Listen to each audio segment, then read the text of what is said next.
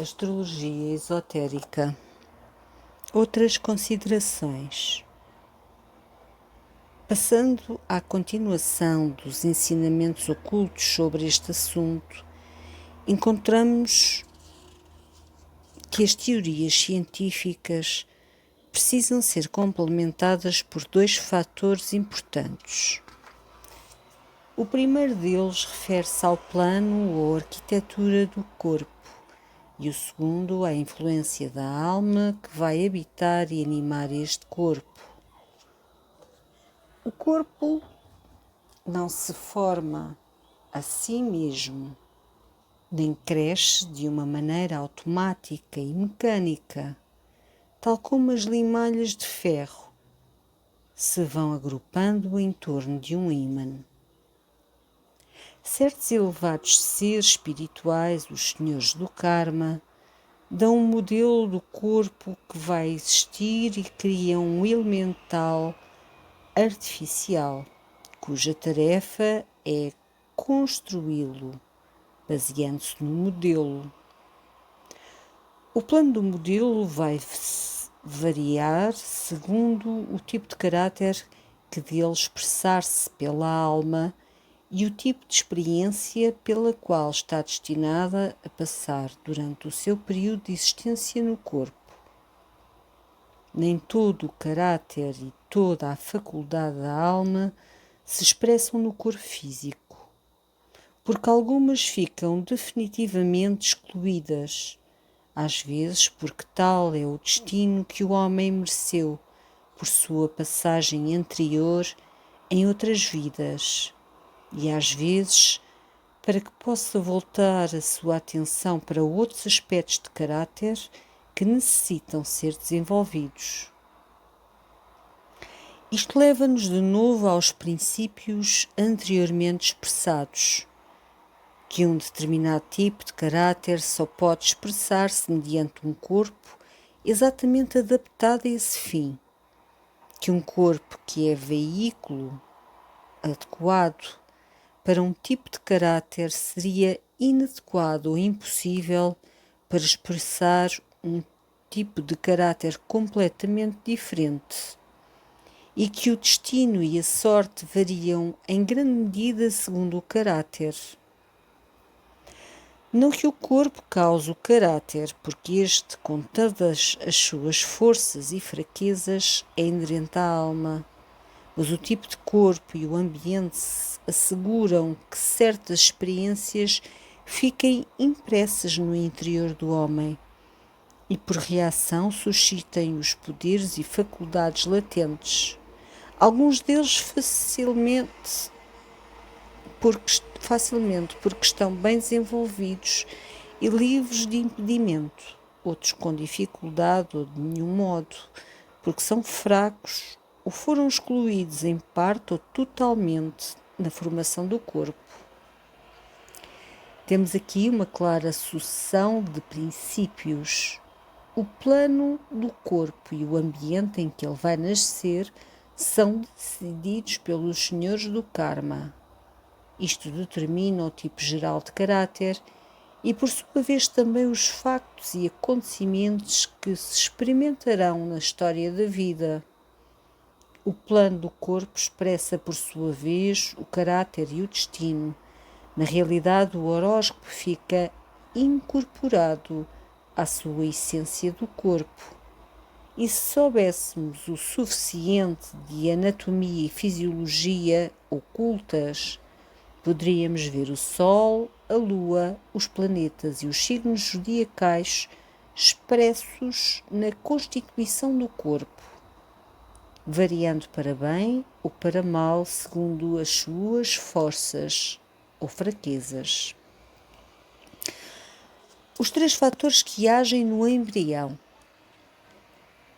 A alma entra no corpo após um considerável tempo depois do nascimento, mas está em contacto com ele inconscientemente desde um período inicial da vida pré-natal, influindo várias correntes de energia desde a alma que desempenham um papel na configuração do corpo, Por conseguinte, há 3 fatores que agem no embrião.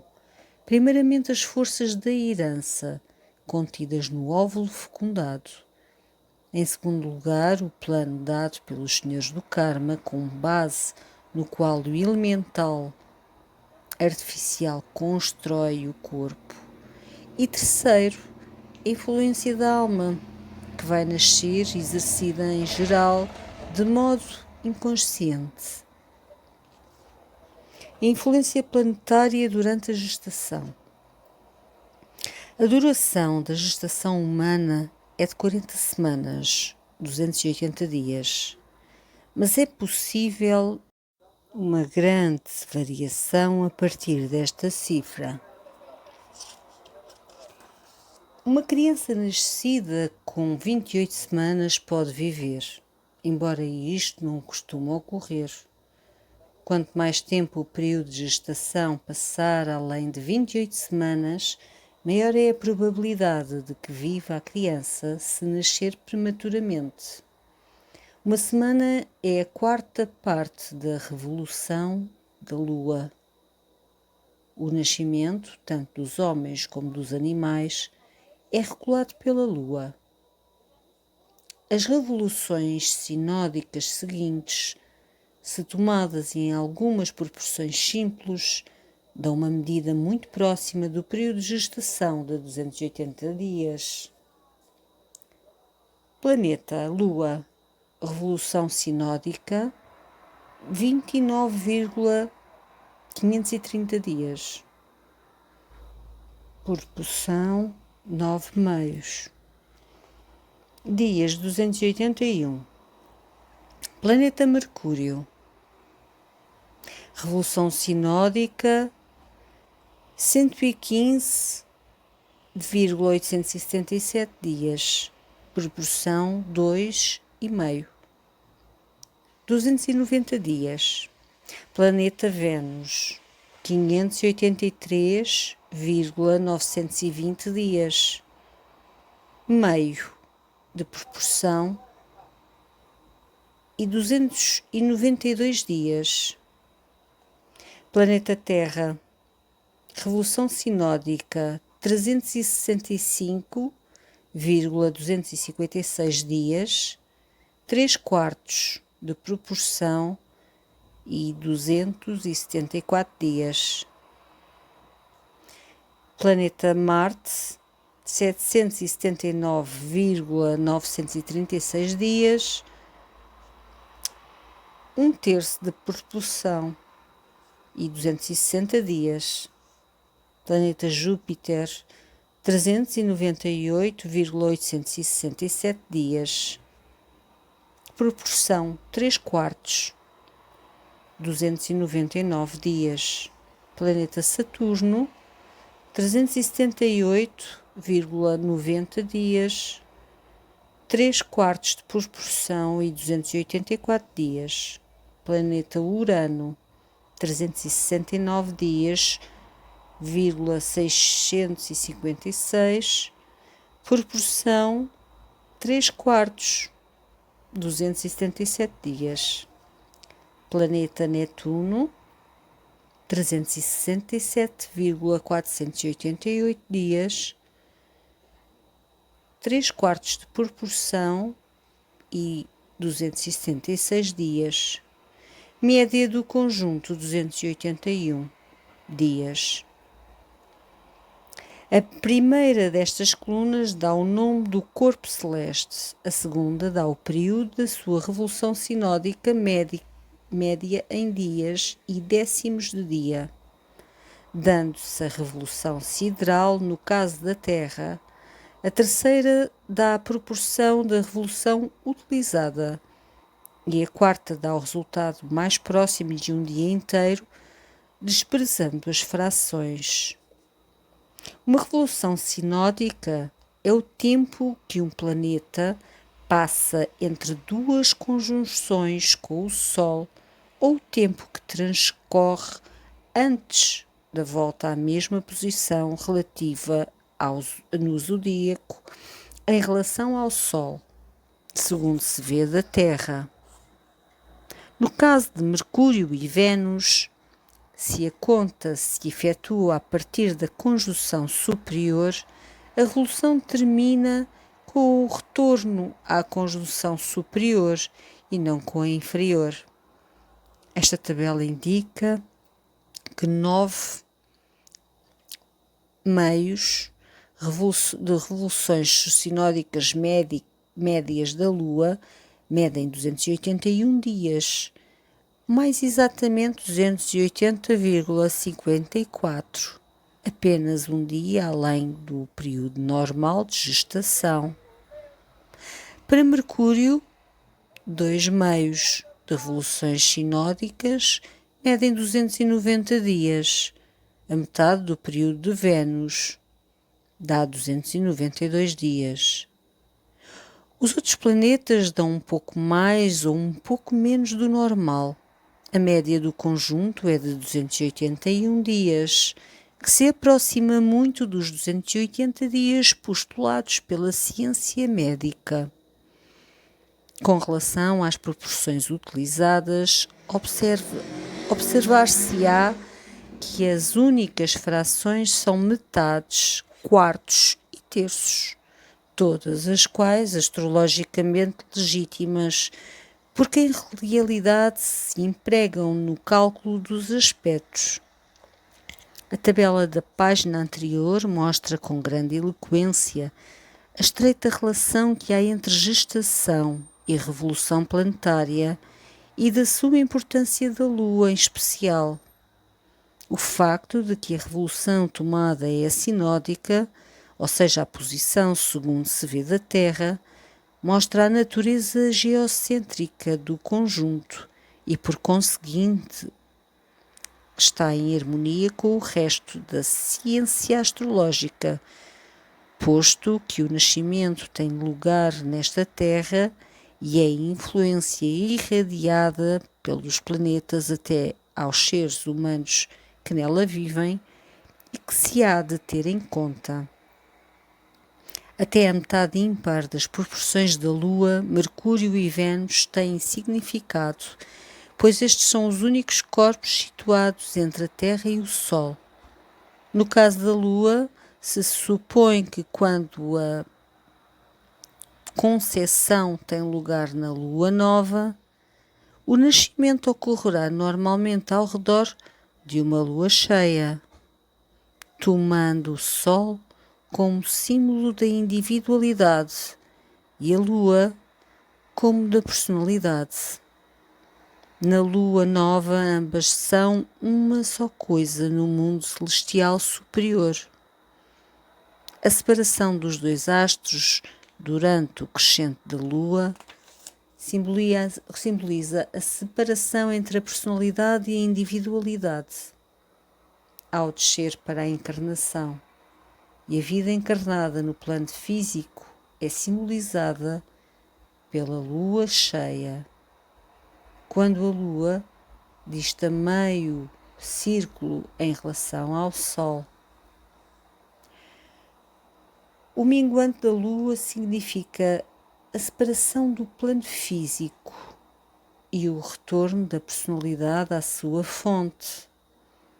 A revolução média é, pois, apropriada. No caso de Vênus ou de Mercúrio, a conjunção superior, quando o planeta se encontra do lado distante do Sol em relação à Terra, simboliza a unidade da consciência pessoal e individual no céu superior, o mesmo que a Lua Nova. Se a concepção tem lugar num conjunto superior, o nascimento produzir-se-á normalmente sobre uma conjunção inferior, quando o planeta se encontra entre a Terra e o Sol, cuja posição simboliza a descida para a encarnação. Contudo, estes dois planetas variam demasiadamente em relação à média para serem tomados como normas, tal como a Lua. Caso seja somada a coluna intitulada Revolução Sinódica e se calcula a média, a mesma dará 375,414 dias. E então, 3/4 deste valor é 282,386 dias. O que, de novo, é um resultado muito próximo da média de 280 dada pelos médicos. O autor pensa que esta é a primeira vez que se apontam estas médias planetárias, e se recordamos que as revoluções sinódicas variam de 29,5 dias, no caso da Lua, a 780 dias para Marte, é certamente curioso que seja possível uma aproximação tão grande ao cálculo científico de 40 semanas. O fato indica claramente que existe uma estreita relação entre os corpos celestes e o período de gestação. A razão de tomar 3/4 como proporção é, naturalmente, porque 9 meses é esta fração de um ano. A proporção 1/3, usada no caso de Marte, mede desde a cúspide da primeira casa à da quinta, o filho. A proporção 3/4 mede desde a cúspide da oitava casa, geração, à da quinta. O Sol, a Lua e o Ascendente. A maior evidência com respeito à influência da Lua sobre o nascimento obtém-se através do estudo do que se chama época pré-natal. Isto demonstra que a Lua e o Ascendente ocupam uma relação definida entre si durante os meses sucessivos da gestação até ao momento do nascimento, de modo que o lugar da Lua e a sua oposição no dia da época, uns 9 meses antes do nascimento, se converte ou no ascendente ou no descendente de nascimento. O Sol representa a herança através do pai e a sua relação com o filho, e também a vitalidade.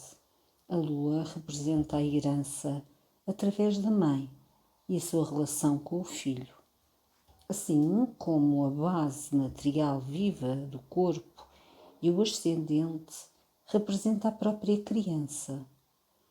Os meses sucessivos de gestação repetem em pequena escala as diversas fases da evolução humana no passado e também correspondem aos princípios humanos que têm estado em processo de evolução, processo que ainda não terminou.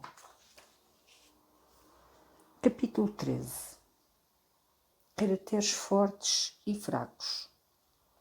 As profecias siderais do zodíaco, como as chamam os místicos cristãos, nunca apontam nenhum acontecimento particular, por muito sagrado e solene que possa ser para alguma porção da humanidade, mas leis periódicas, sempre recorrentes, da natureza, só compreendidas pelos iniciados dos mesmos deuses siderais. Porque ver em peixes uma referência direta a Cristo, um Salvador para os seus seguidores diretos, um grande e glorioso iniciado para todos os demais, sendo que essa constelação brilha como um símbolo de todos os salvadores espirituais passados, presentes e futuros, que emanam luz e dissipam a obscuridade mental. Doutrina secreta. Uma vez em cada ciclo de 26.000 anos, o tempo que leva todo o zodíaco para girar em torno de um dado ponto, nasce um homem superior. Para muitos é conhecido como Manu, o homem divino, o legislador, que dá a tónica de todo o ciclo. Por sua vez, a cada 2.000 anos nasce um ser humano onde se encontra personificado todo o princípio humano e dá a tónica do signo do zodíaco que ele representa, porque ele é o mestre de uma raça, dando a tónica de uma nova religião que se ajusta à raça nascida sobre esse signo particular. A cada século nasce um homem que se encontra à frente da raça e cada década vê nascer um homem particular que é superior em expressão aos que lhe seguem. Em cada ano nasce um homem que dá uma nota mais alta que a nota comum. E a cada mês e a cada dia nasce um homem ou uma mulher que se encontra no ápice do tempo em que nasce. Estes períodos especiais oferecem oportunidades para o nascimento de almas que encontram acima da mediocridade. As figuras geométricas produzidas pelo movimento dos corpos celestes mudam eternamente e, embora expressem os cálculos matemáticos em que se baseiam as leis astrológicas, nunca se repetem da mesma forma durante a revolução cíclica de todo o zodíaco. Os aspectos dos planetas entre si baseiam-se também nesta lei. Este axioma ajuda-nos a vislumbrar um pouco o valor da lua nova, que precede o tempo de qualquer nascimento, ou a entrada do sol nos signos zodiacais antes deste tempo. Embora os nossos estudos da astrologia natal não tenham avançado ainda o suficiente como para permitir-nos compreender toda a sua importância. Isto implica certas limitações, além das quais as almas não podem evoluir, se é que hão de render o corpo moldado segundo o modelo da figura geométrica com que este último se relaciona. Isso implica, no entanto, a necessidade da iniciação naquele estado de consciência representado pelo além dessa forma particular. Olhando para os 7 raios planetários de baixo, à frente do grupo de indivíduos pertencentes a cada raio, acha-se um mestre ou ser humano aperfeiçoado que fundiu em si mesmo todas as influências contraditórias dos outros raios, como subinfluências do seu próprio raio. Esse mestre da vida e da forma que vive no eterno é o ideal para todo o ser humano, pois como nada perturba a harmonia da sua expressão humana aperfeiçoada, devemos tratar de transmutar todos os elementos que lutam na nossa própria natureza e fazer soar de forma clara e distinta a nota da existência física presente. O modelo celestial sobre o qual se moldaram os veículos que habitamos pode ter limitada expressão da nossa consciência, mas não nos ata aos corpos físico, emocional ou mental em separado, porque podemos transcender um deles e todos eles, e no entanto não nos desenvolvemos além das limitações de modos de consciência superiores aos que aqueles veículos expressam. Podemos ser medíocres quanto a ações físicas e contudo chegarmos a ser geniais quanto ao pensamento, o sentimento ou o desenvolvimento espiritual. Os fenómenos do que se chama conversões e outras experiências religiosas menos comuns, para não falar daqueles lampejos de intuição que quase todos experimentamos, demonstram com suficiente clareza que não estamos desapegados a um só lado da nossa natureza com exclusão de outros lados ainda não desenvolvidos. É a persistente identificação com uma vibração planetária, com exclusão de outras, que geralmente produz aqueles desenvolvimentos desequilibrados e aquelas influências sumamente contraditórias que encontramos em muitos horóscopos. E com grande frequência, um horóscopo medíocre exerce alguma influência benéfica que foi negligenciada pelo nativo, o qual permanece indiferente a ela. Devido a isso, ele qualifica erroneamente a força das circunstâncias.